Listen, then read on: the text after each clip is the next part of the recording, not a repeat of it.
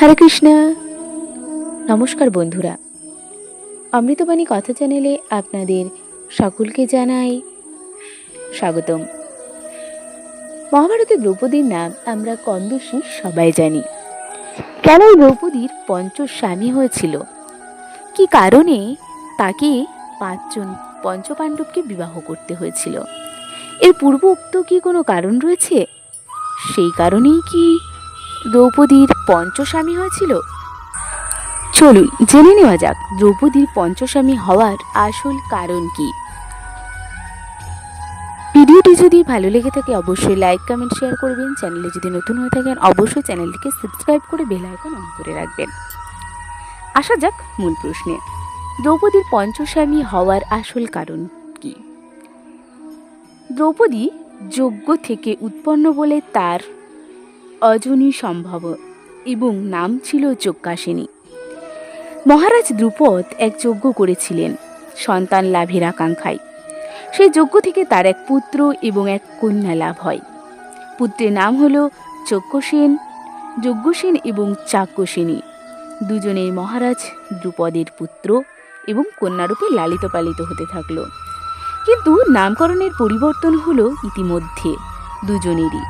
পুত্রের নাম হলো ধৃষ্টদ্যুম্ন এবং কন্যার নাম হলো দ্রৌপদী। তখনকার দিনে দেশের নাম এবং পিতার নামের সাথে সঙ্গতি রেখে কন্যার নামকরণ করা হতো। অনেক ক্ষেত্রেই দ্রুপদ রাজার কন্যা বলে নাম ছিল দ্রৌপদী।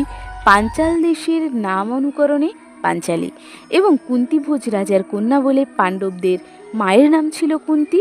আবার গান্ধার দেশের কন্যা বলে কৌরবাদী গান্ধারী এবং মদ্র দেশের কন্যা বলে নকুল সহদেবের মায়ের নাম ছিল মাদ্রী। এমন অনেক উদাহরণ রয়েছে। দ্রৌপদীর পঞ্চস্বামী কেন হলো?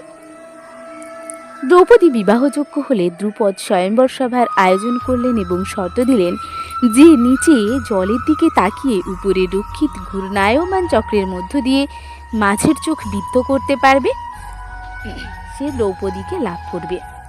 এই পরীক্ষায় জয়লাভ করলেন অর্জুন।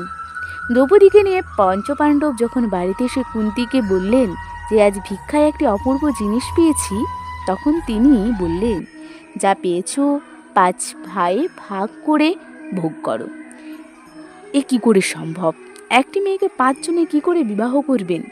সংবাদটি দ্রুপদ এবং ধৃষ্টদ্যুম্নর কাছে গেল। তারা একমত হলেন যে এই বিবাহ অধর্ম, তাই বিকল্প চিন্তা করলেন। এমন সময় মহর্ষি ব্যাসদেব সেখানে উপস্থিত হলেন। তাকে দেখে সকলেই একটু স্বস্তির নিঃশ্বাস ফেললেন এবং এই সমস্যা থেকে কিভাবে উত্তরণ সম্ভব তা জানতে চাইলেন। ব্যাসদেব বললেন, দ্রৌপদীর 5 স্বামী হবে। এটা দৈবের লিখন। তার পূর্বজন্মের কাহিনী শুনলেই আপনারা সব বুঝতে পারবেন। দ্রৌপদী পূর্বজন্মে কোনো এক তপবনে এক মহর্ষির কন্যা হিসেবে জন্মগ্রহণ করেছিলেন এবং তিনি সেই তপবনেই বাস করতেন। তার বিবাহকাল অতীত হলেও ভর্তৃভাগিনী হলেন না, অর্থাৎ তার বিবাহ হলো না। এরপর তিনি কঠোর তপস্যায় ভগবান শিবকে প্রসন্ন করলেন। মহাদেব তার প্রতি প্রীত হয়ে বললেন, তুমি তোমার অনভিলষিত বর প্রার্থনা করো। কন্যা মহাদেব কর্তৃক আদিষ্ট হয়ে 5 বার বললেন, আমি সর্বগুণ সম্পন্ন বর অর্থাৎ স্বামী প্রার্থনা করি। ব্যাসদেব বললেন, ভগবান শিব প্রার্থনা অনুসারে তার 5 জন স্বামীর বিধান করেছেন। দৈব সংযোগে যদি না হয় তাহলে কি ধরনী হতে এরূপ অসামান্য স্ত্রীরত্ন সমুৎপন্ন হতে পারে? যুধিষ্ঠির বললেন, আমি পুরাণে শুনেছি যে ধর্মপরায়ণা এক জটিলা নাম্নী গৌতম বংশীয় এক কন্যা সনাতন ঋষিকে বিবাহ করেছিলেন। বাক্সী নাম্নী এক মুনিকন্যা প্রচেতা নামক 10 ভাইকে বিবাহ করেছিলেন।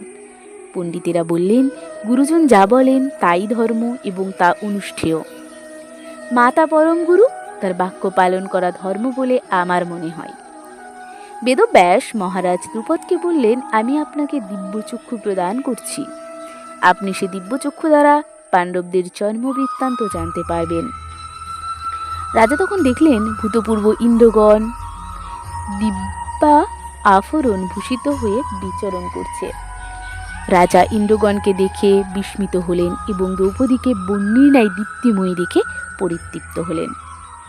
দেবাদিদেব মহাদেবকে অবমাননা করায় পূর্ব ইন্দ্রগণ মানব গর্ভে জন্ম নেবেন এমতো বিহিত হওয়ায় ইন্দ্রগণের প্রার্থনায় ধর্মবায়ু ইন্দ্র অশ্বিনী কুমারদ্বয়ের জন্য যেন জন্ম হয় তা দেবেশ অর্থাৎ মহাদেব আদেশ করেন।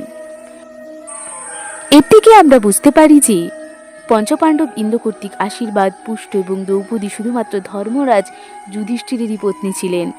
অন্য 4 পাণ্ডব পুনর্বার এক বা একাধিক বিবাহ করেছেন। একমাত্রই যুধিষ্ঠিরই দ্রৌপদী ভিন্ন অন্য কোনো নারীর পানি গ্রহণ করেননি। দ্রৌপদীর বিবাহ শুধুমাত্র গুরুবাক্য পালনের একটি উজ্জ্বল দৃষ্টান্ত হয়ে রয়েছে। নমস্কার।